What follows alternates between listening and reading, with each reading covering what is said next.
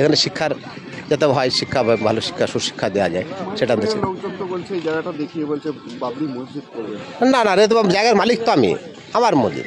হুমায়ুন কবির যেটা বলছে তো নিজের নিজস্ব স্বার্থের জন্য বলছে, ওর ব্যক্তিগত স্বার্থে, কোনো জাতি কিংবা কারোর জন্য ও বলতে চাইছে না।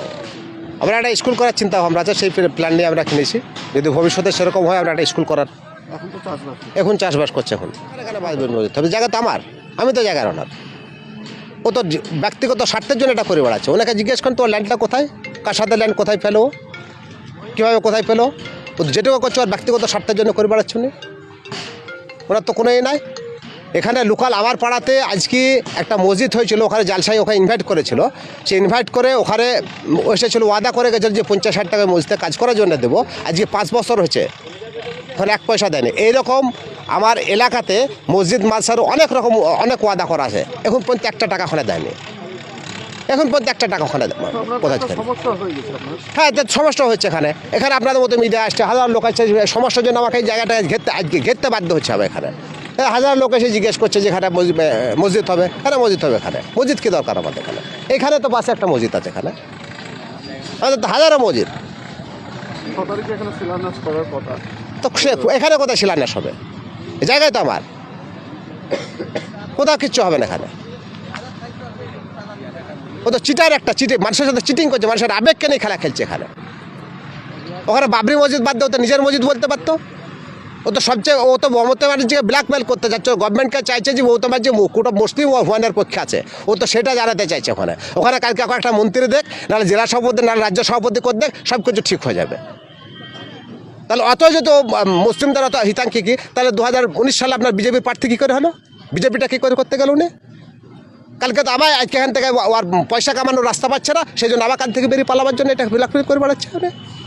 কেন করে বেড়াচ্ছে? কী জাতির কথা ভাবছে? জাতির শিক্ষা, স্বাস্থ্য, সে ফ্যাক্টরির কথা বলতে পারছে না।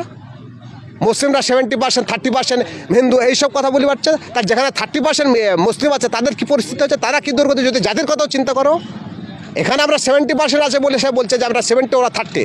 তার যেখানে 30 আছে সেখানে তাদের কী অবস্থা হচ্ছে, তাদের খোঁজটা একবার নিচে।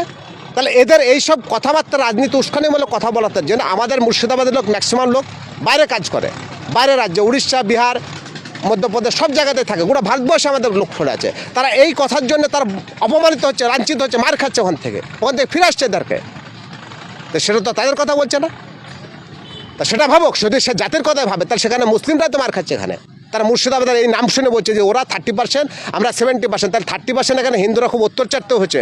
সেই রাগটা আমাদের এখানকার মুসলিমদের যে অন্য রাজ্যে যে সেখানে তাদের ওপর পড়ছে। তাহলে এটা তো এর ব্যক্তিগত স্বার্থের জন্য করে বেড়াচ্ছে এখানে। তার কোথায়, তাকে জিজ্ঞেস করেন। সে যে বলছে যে এখানে 200 কোটি টাকা খরচ করবে, তার প্লেসটা কোথায়? সে 2 লাখ লোক জড়ো করবে, তাহলে সে তার প্লেসটা কোথায়, তাকে জিজ্ঞেস করুন। আপনি যেটা বলছেন স্কুল হলে তো মানুষের কাজে লাগবে। হ্যাঁ, নিশ্চয়ই কাজে লাগবে। তার শিক্ষা বাড়বে, শিক্ষা বাড়লে তো সমাজের উন্নতি হবে এখানে। তাহলে এই ধরনের কোনো প্রোগ্রাম দিতে, তাহলে যে সেখানে বলছে 2 লাখ লোক জমাই করবো, 10,000 লোক জমা করতে, 10,000 2 লাখ লোক জমা করতে, তার তো একটা ফ্যাকাল্টি দরকার আছে।